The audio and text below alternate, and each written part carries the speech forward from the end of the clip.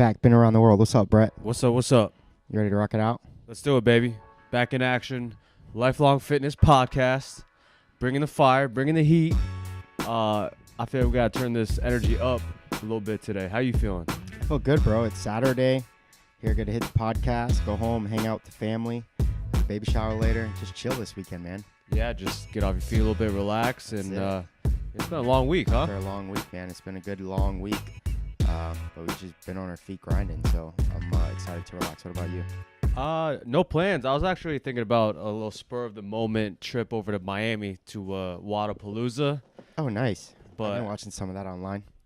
Because, I got a buddy that's over there that I took my L1 with, and he was a younger kid. He was 19 when we got our L1 together, so I think that makes him 21 now. But he's a stud, man. He's got like he just posted a story of a clean and jerk at Wadapalooza at 350. That's an animal. 21 years old. Animal. So I was just going to, possibly just pack up and ride over there for a few hours, but we'll see. It's Teddy's birthday today. Aw. Turning 1. That's crazy, bro. Turning 1. You've been through a lot in a year with Teddy. Yeah. It's love. Yeah. It is love. All but love for Teddy. Well, congrats, man. Thanks, man.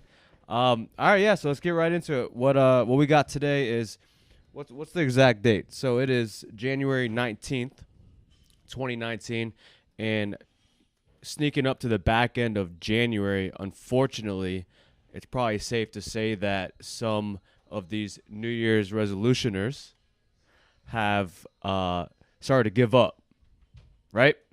And it's kind of our job to step in as coaches and kind of push you, motivate you, try to get back on the wagon, and kind of give you some tips and tricks along the way on goal setting and stuff like that.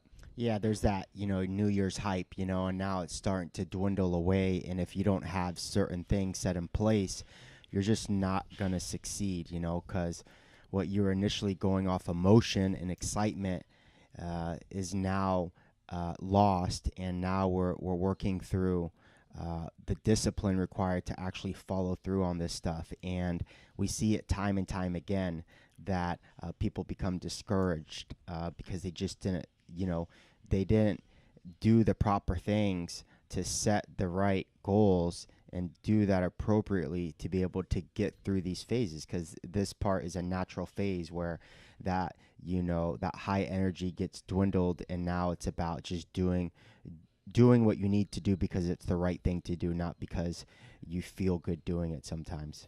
Yeah, no, I think it really comes down to setting your day-to-day actions, right, and gathering multiple mini wins pertaining to this long-term goal.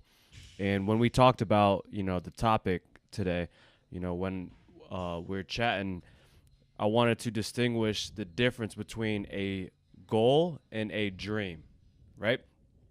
A goal is, something that is attainable, that you work every single day towards, kind of moving the needle bit by bit, piece by piece.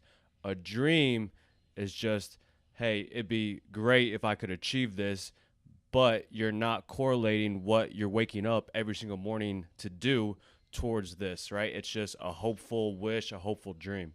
Yeah, and, I think a lot of goals start out as dreams, but the people that actually can put that stuff on paper, identify it a little bit better, and put a process towards that, that's what really, for me, defines the difference between the goal and the dream, all right? Because ultimately, they both have the same vision, and that's to create something down the future that they don't currently have. The difference between the two is the one that talks more than they walk, right? And that's, to me, the difference. And some people do that better than others. Some people need us to walk them through that process because, we're high performers. We're high achievers. We've been doing this stuff since as early as I can remember. It was, how amazing would it be to be a top-notch wrestler? How amazing would it be to finally bench 135 pounds on the bar when I've never used to weightlift again? How amazing would it be to win a championship? And so those things we've been doing naturally, where some people, especially non-former athletes coming in, starting a fitness program like that, the idea of that process is sometimes overwhelming or confusing. And so we got to help them through that process. That's actually where the magic is in the process. If you solely focus on the end result and just hope to eventually achieve it, you might come up short, or you might, lose motivation, kind of like what we talked about. But if you focus on the day-to-day process, that's really where you make your money. Yeah, if the goal is what it is you want, then the process is how you're going to get there. And we have to be able to distinguish between the both and identify both of those things. We can't have one without the other, because you can have a top-notch process and you're just running circles. You're achieving things, but there's really no purpose to it, right? And you can have what you want, and that's what we're saying. I would like to one day. It would be amazing someday. That's the what. But if you don't have how you're going to get there, you're going to find yourself disappointed most often than not. No, I totally agree. And that's kind of where that term, SMART goals comes into play. If you're setting something that, it sounds super cliche when we talk about SMART goals, but once you narrow it down, it makes complete sense. The goals you are setting needs to be specific, right? Needs to be measurable. It needs to be attainable, relatable, and then time related, okay? Defining the SMART template. If it's so, what's the word I'm looking for? If it doesn't fall along those lines, it's just, how do you know you achieve it or not, right? You got to set something. So, just for example, time and time again, we'll ask a new prospect or a new member, hey, what are some goals you have, right? I want to lose weight. Mm-hmm. I want to tone up. I want to get stronger. And what's our response back every single damn time? Let's get more specific, right? Let's get more specific. That's what it starts out with. How much do you want to lose? What is some lifts you want to get stronger at? What are you at now? And it's kind of just correlating this thought process to get more dialed in on what exactly it is we want them to achieve and they want to achieve. Yeah, I mean, the acronym is great because it provides a criteria to the process required to attaining these goals. And, fitness is so easy to do that, where, other goals are a little bit harder to identify or to put into place. I mean, the three most common goals are exactly what you said. They want to lose weight, they want to get toned, or they want to get stronger.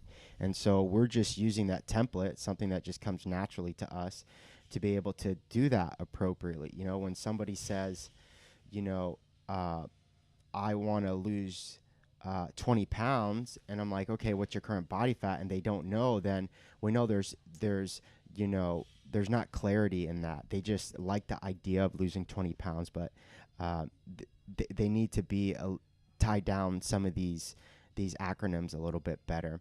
The other beauty with these type of goals here is that they are always most often require time, and that time we know realistically, scientifically, how long this stuff takes to lose a certain amount of weight, to lose a certain amount of body fat, or gain a certain amount of strength.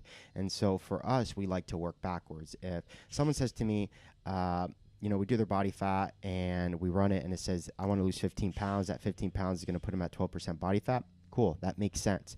15 pounds, the next question is, how long do you think it's going to take for you to do that? If the person says a month, 3 weeks, then we know they're not being realistic about what that process is going to take to do it, wisely. And so we start working through that process, and so there's a lot of conversations. Really, to me, the SMART goals are just really just the icing on the cake, because it just really gets us into more and more questions about what they do or don't know about what it takes to actually achieve those things. It's just raising awareness on what they're setting up to do. And I think that the time one is huge. You're almost setting a deadline, which is putting a little bit pressure on yourself to kind of, crank up turn it up a notch and start working a little bit harder because you have this deadline. And that's probably what, personally what I do is I set those first. And, you're talking about reverse engineering all the time, right? We are going to set the date to do this. In my circumstances, chances are it's a competition, right? The Open's coming up February 21st. I set that deadline months ago. So I'm working to perform well in the Open. That starts February 21st, right? Now, if, vacations are great ones for people that want to lose weight. Hey, I want to look good for this cruise I'm going in the summertime. They give us a date. Perfect. We know we are working towards this deadline. So you either put in the work now, okay, or that time hits and you either achieve it or you don't. Right. But it's forcing you a little bit of good pressure to move with some assertiveness, right? To get in there, dial in, put your hood up and let's rock. Let's get it rolling. So that time deadline is huge. I love that. I love your comment about the timeline adds pressure, and without it, you wouldn't have that pressure, and so you wouldn't create the urgency or the discipline required to meet those goals. And that's why I think all goals should have some type of time bound in it, because otherwise you're never going to create the urgency to actually make the change required to do the things you need to do. So that's why I love fitness events. They put an urgency to it, because at the end of the day, like you're going to be seen by everybody watching, and that pressure and that fear of embarrassment will push you, will thrust you to do things and be more consistent than you would if you didn't have that event coming up. Yeah, it comes down to being a little bit vulnerable, right? You're putting yourself out there, you're being a little bit vulnerable.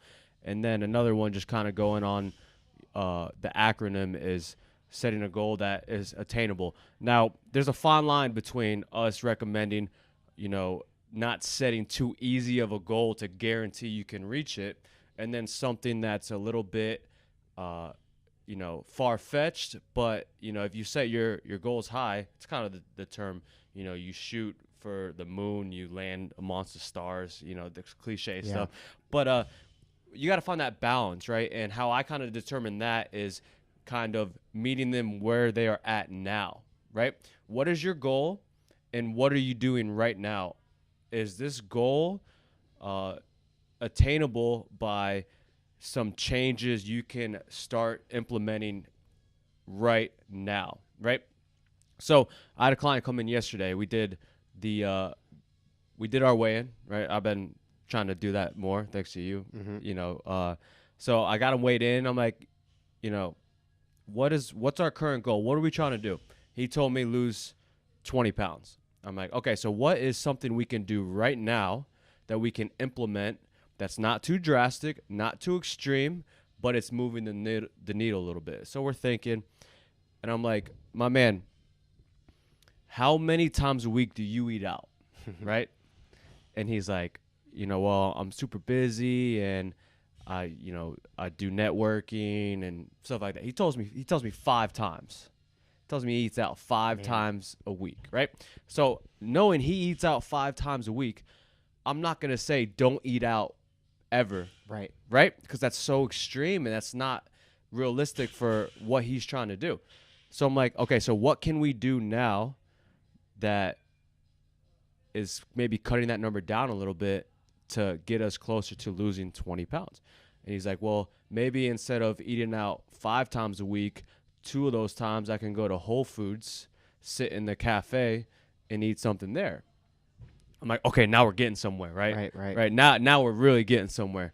I was like, perfect. He answered it for me. And, at the end of the day, it's setting up goals and actions that are doable, that you can implement, that aren't so extreme. You know what I'm saying? No, that's great. And I think that, when you see him next week, it's very measurable. Did 2 of the 5 times that you ate out, did you go to Whole Foods like you said you were going to do? And that is how you're going to measure that success, because no doubt. That goal leads to his ultimate big picture goal, right? And that's really how we succeed with that. You're helping him create a habit by setting a goal for the habit. And you got to keep doing that. I think people forget that new habits are hard. Duh. They're not supposed to be easy. It's new. It's a new habit. It's not part of your psyche. It's not part of who you are currently. That's the whole point. We say that all the time with high intensity training. Your legs are going to burn today. Your lungs are going to feel on fire. That is not you. That is the workout. That is its role. That is the stimulus for the day. And we should treat that psychologically when it comes to new habits. This is uncomfortable. I don't like how it makes me feel. I'm not good at this right now. That's the new habit. Mm-hmm. But like training, the more you do it, the more you become comfortable with that. And we have to, that's our role. That's our responsibility to ensure them that it's natural. Like, dude, I bet, you really wanted to just how easier it was for you just to drive through the drive-through today, but you took an extra 5-minute drive to go to Whole Foods. Man, I give you a prop. I know that can't be easy. But the next time he does it, it becomes a little bit easier and easier. Now we knock that out of the way. Now we move to, can we get a third day out of you instead, right? Like, Exactly. And that's how it starts. I think people don't do that, and that's where our role and responsibility is to help them create the action plans, because for us it's obvious, right? It's always easier to judge somebody else than it is to judge yourself, because sometimes you're emotionally involved to your own habits and actions. So as coaches, we try to, as loving as possible, as respectful as possible, try to make clear what to us is obvious and to them is not so much. Yeah, and then it comes down into doing that in a manner that connects with them, right? We talk about sandwiching critique with praise all the time, right?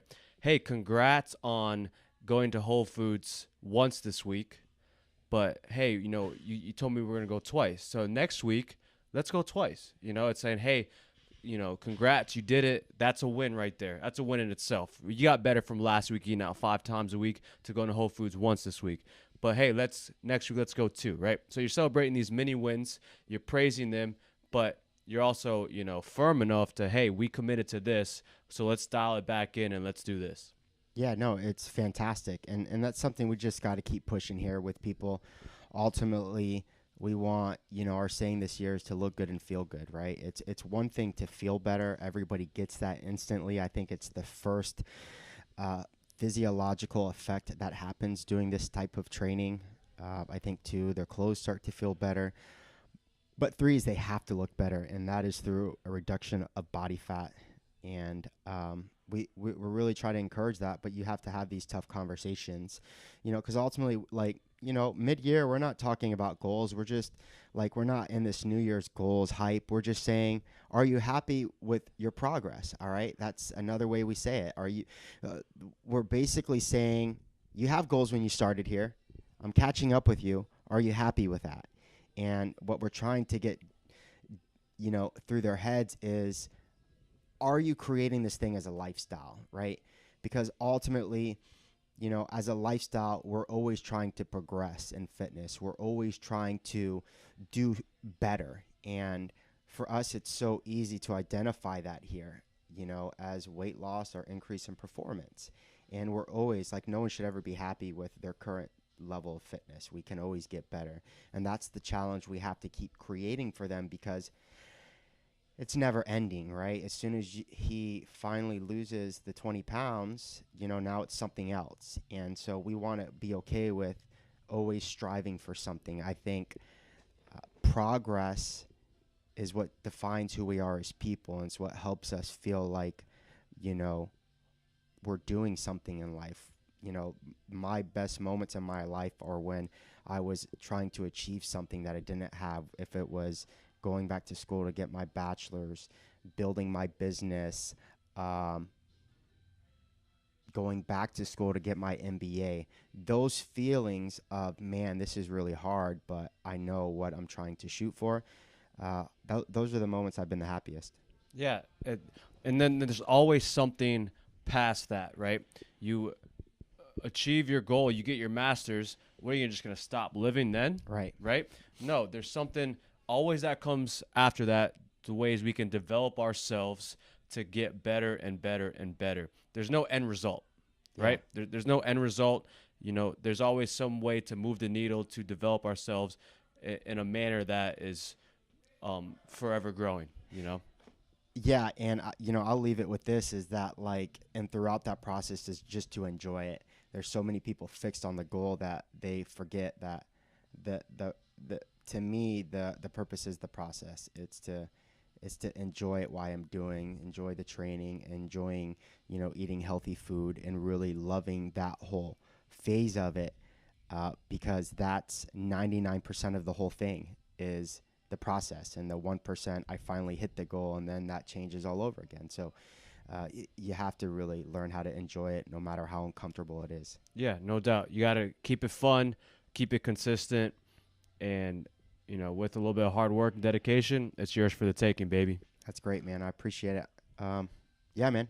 I hope people are just still trying to maintain those goals, maybe even readjust. Maybe people weren't realistic enough. Maybe they, you know, they didn't put a timeline on stuff, and that really kind of, you know, slowed down the urgency for some of their goals. But, you know, who cares if it's not January 1st? I mean, people just got to keep being honest with what they're trying to do, especially with what we're trying to do with our members, which is look good, feel good. No doubt, no doubt. And then, as cliche as it sounds, go back to the SMART goals template. You write it out, you know, go back to the drawing board, and then start with something you can do right now. Start with something you could do today. Don't put it off until tomorrow. I love it, man. Thanks, guys. Thanks for listening. We'll see you next week. See ya.